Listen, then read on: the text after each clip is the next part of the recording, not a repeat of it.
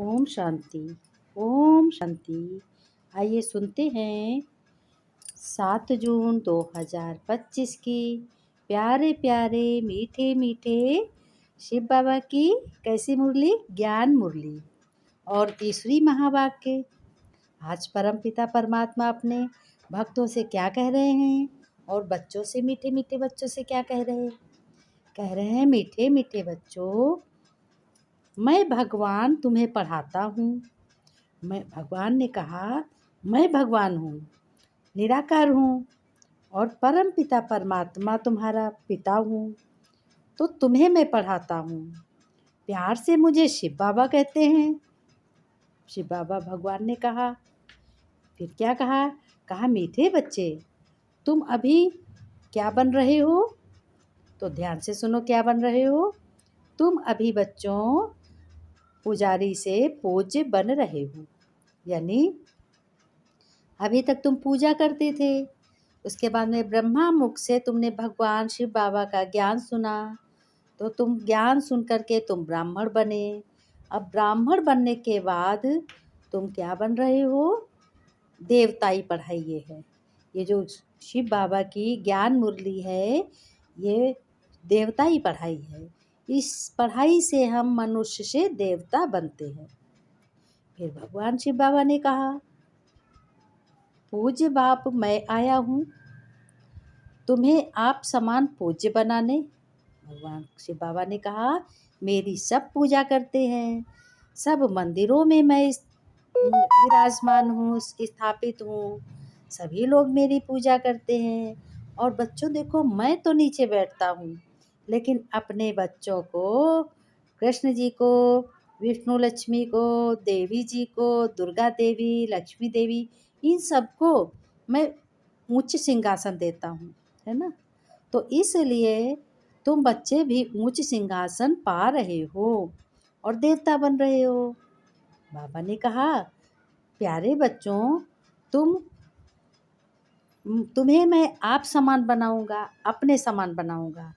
जिस तरीके से बच्चों, ये भगवान कह रहे हैं, बच्चों, मेरे प्यारे बच्चों, जिस तरीके से तुम्हारे बाप परम पिता परमात्मा शिव बाबा की पूजा होती है, और कहाँ होती है? सभी मंदिरों में होती है। इसी तरह तो तुम्हारी भी पूजा होगी, क्योंकि तुम भी देवता बन रहे हो, देवता की पढ़ाई पढ़ रहे हो। फिर बाबा ने कहा, प्रश्न में बच्चों से पूछा है, बच्चों, तुम बच्चों के अंदर कौन सा दृढ़ विश्वास है? भगवान ने कहा, कौन सा दृढ़ विश्वास है तुम बच्चों के अंदर? बाबा ने उत्तर में बताया, ध्यान से सुनो, मैं तुम्हें उत्तर बताता हूँ। तुम बच्चों के दिल में, मन में दृढ़ विश्वास है। क्या विश्वास है? तुम सोचते हो कि हम बाबा जीते जी अपने बाप परम पिता परमात्मा शिव बाबा से पूरा वर्षा लेकर, यानी पूरा अधिकार लेकर ही हम छोड़ेंगे। अपने बाप से पूरा अधिकार लेंगे, बीच में नहीं छोड़ेंगे बाबा, बराबर पढ़ाई पढ़ते रहेंगे। फिर बच्चों ने कहा, बाबा की याद में ये पुराना शरीर छोड़कर बाप के साथ भी जाएंगे। अब जब ये शरीर, कोई अमर तो है नहीं, दुनिया पे कोई अमर नहीं है। भगवान ने कहा, जिसने शरीर पाया है वो अमर नहीं है, जिसने जन्म लिया वो अमर नहीं है। भगवान ने कहा, ये शरीर जो है, इसीलिए कहता हूँ, याद करो, अपना मन मुझ में लगाओ, मुझे याद करो। ऐसा कोई मनुष्य नहीं कह सकता, किसी की ताकत नहीं है, भगवान ने कहा। फिर बाद में शरीर छोड़कर फिर बाबा की याद में रहोगे, तो नया जन्म लोगे, तो बाबा के साथ फिर जाओगे और सतयुग में आओगे तो सुख पाओगे। बाबा की याद में ये पुराना शरीर छोड़कर तुम भगवान के साथ जाओगे। जब मृत्यु होती है तब लोग क्या कहते हैं? अरे उसको बुला दो, बहन को बुला दो, बेटी को बुला दो, बेटा को बुला दो, किसको देखोगे? सब कहते हैं बुला दो, ये बहुत परेशान है, अब देखो लास्ट स्टेज है, अब किसको देखना चाहते हो? बार बार उसी से पूछते हैं कि किसको देखना चाहते हो, किसको बुला दूं। लेकिन भगवान कहते हैं उस समय तुम किसी को नहीं देखोगे, तुम अभी से याद करो कि हमारा बाप साथ में है। दर्शन तुम करोगे उसी लास्ट स्टेज पे और अपने पिता के दर्शन करोगे और पिता तुम्हारा साथ होगा और फटाफट उंगली पकड़ के तुमको बैकुंठ ले जाएगा। ये ब्रह्मा दादा ने कहा। ब्रह्मा दादा ने कहा इस ज्ञान मुरली के साथ साथ तुम जब धारणा धारण करते हो तभी तुम्हारी रचना देवी रचना होती है। बाबा की याद में यह पुराना शरीर छोड़ जाते हो और बाबा के घर का रास्ता कैसा हो जाता है, सहज हो जाता है, क्योंकि पहले से तुम मुरली सुन सुनकर तुम परफेक्ट बनते हो, मजबूत बनते हो। इसलिए भगवान कहते हैं तुम्हारी आदत रोज़ बनती जाएगी।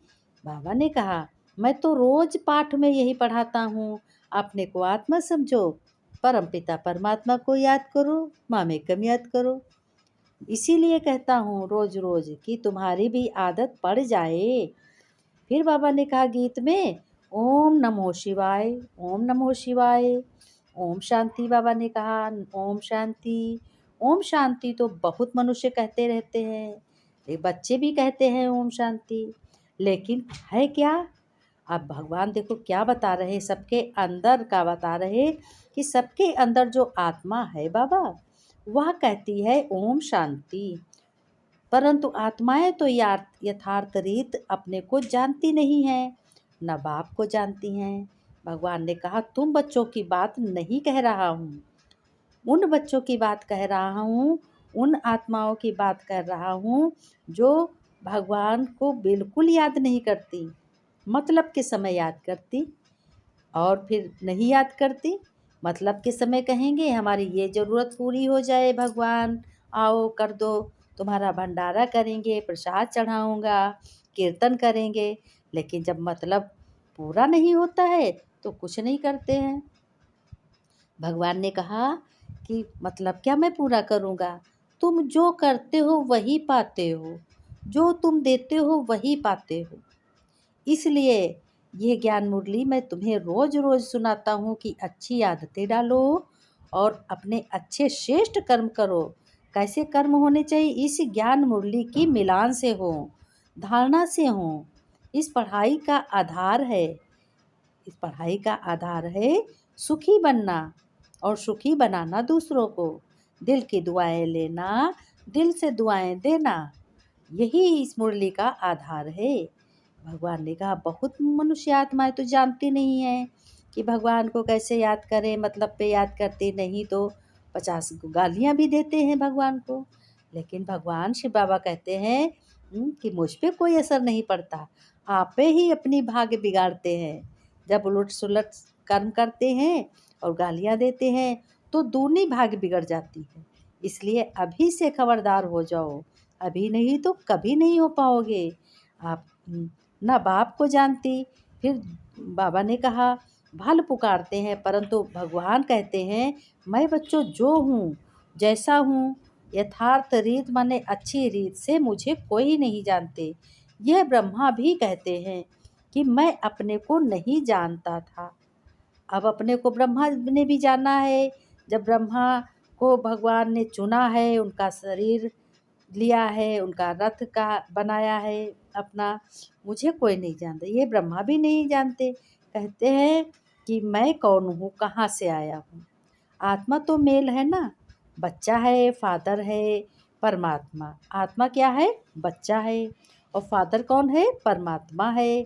तो आत्माएं आपस में क्या हो गई? भगवान देखो कितने प्यार से सारा परिचय दे रहे हैं, फिर भी नहीं कोई समझे तो उसको क्या कहेंगे?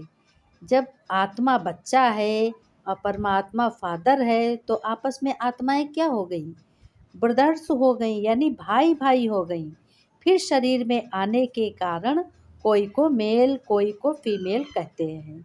जब शरीर लेते हैं, शरीर संबंध से हमारे कौन कौन, परंतु यथार्थ आत्मा क्या है यह कोई भी मनुष्य मात्र नहीं जानते।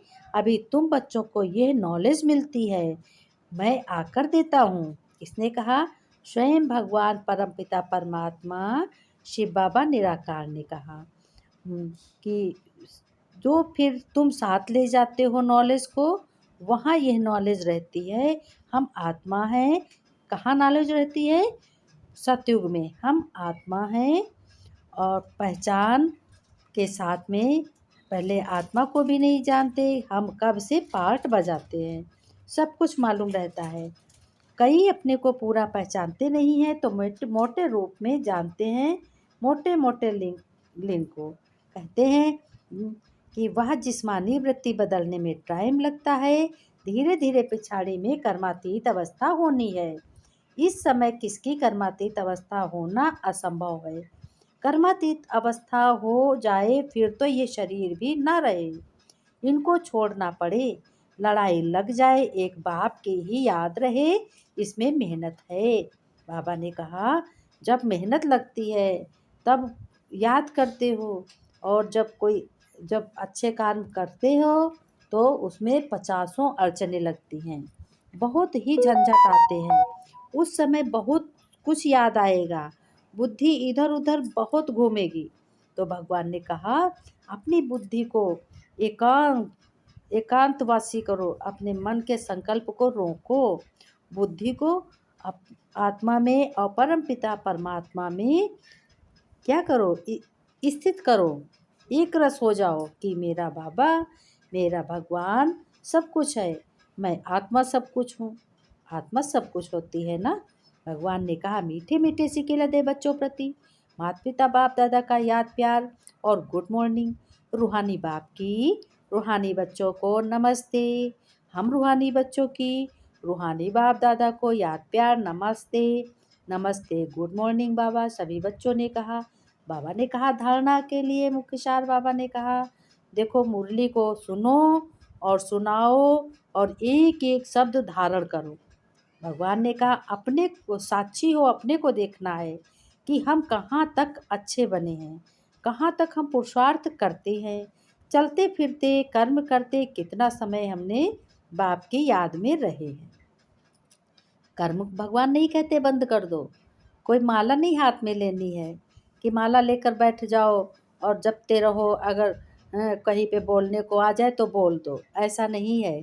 बोलो चालो कर्म करो, कुछ नहीं मना करते भगवान, लेकिन स्वार्थ का ना हो, निस्वार्थ का हो, सत्य संकल्प हो, अच्छा के कर्म हो, श्रेष्ठ हो। इस शरीर से कभी भी क्या का बाबा ने कहा तंग नहीं होना है। बहुत लोग कह देते हैं ये शरीर से हम बहुत ही परेशान हो गए हैं, अब शरीर छूट जाए बहुत भगवान को मनाता हूँ, लेकिन इससे क्या होता, इस शरीर में ही जी करके बाप से वर्षा पाना। अरे जब तक शरीर है तब तक तो अच्छे अच्छे कर्म कर पाओगे, शरीर छूट जाएगा तब क्या पाओगे, तब तो जो किया है वही पाओगे। इसलिए भगवान कहते हैं स्वर्गवासी बनने के लिए इस लाइफ में पूरी स्टडी करनी है, इसी ईश्वरी लाइफ में तुम्हें स्टडी तैयार करनी है। वरदान में बाबा ने कहा त्रिकालदर्शी और साक्षी दृष्टा बनकर हर कर्म तुम्हें करना है, बंधन मुक्त स्थित के अनुभव द्वारा दृष्टांत रूप भव दृष्टांत रूप बनना है। मतलब एक ही का रूप देखना है, अनुभव भगवान का करना है। विस्तार में बाबा ने कहा कि यदि त्रिकालदर्शी स्टेज पर तुम स्थित हो जाते हो, कर्म के आदि मध्य अंत को जानकर कर्म करते हो, तो बच्चों कोई भी कर्म विकर्म नहीं हो सकता तुमसे, सदा सुकर्म अच्छा कर्म श्रेष्ठ होगा।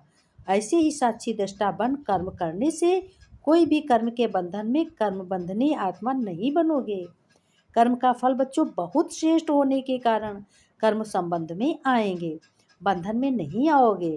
कर्म करते न्यारे और प्यारे रहोगे तो अनेक आत्माओं के प्यारे रहोगे। सामने दृष्टांत रूप अर्थात एग्जाम्पल तुम बन जाओगे, है ना।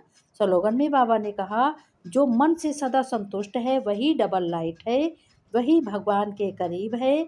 इसलिए भगवान ने अंतर्मुक्त एकांत में कहा समर्थ संकल्प आत्मिक स्थिति को एनर्जी समय को व्यर्थ गंवाता है, इसलिए अब व्यर्थ संकल्प की रचना बंद करो, ये रचना तुम्हें परेशान करने वाली है। इसलिए सदा इसी शान में रहो कि मैं आत्मा हूँ, मैं मास्टर सर्वशक्तिमान हूँ, समर्थ आत्मा हूँ ना, तो तुम कभी भी बच्चों परेशान नहीं हो सकते और अनेकों की परेशानी को तुम मिटाने वाले भी बन जाओगे।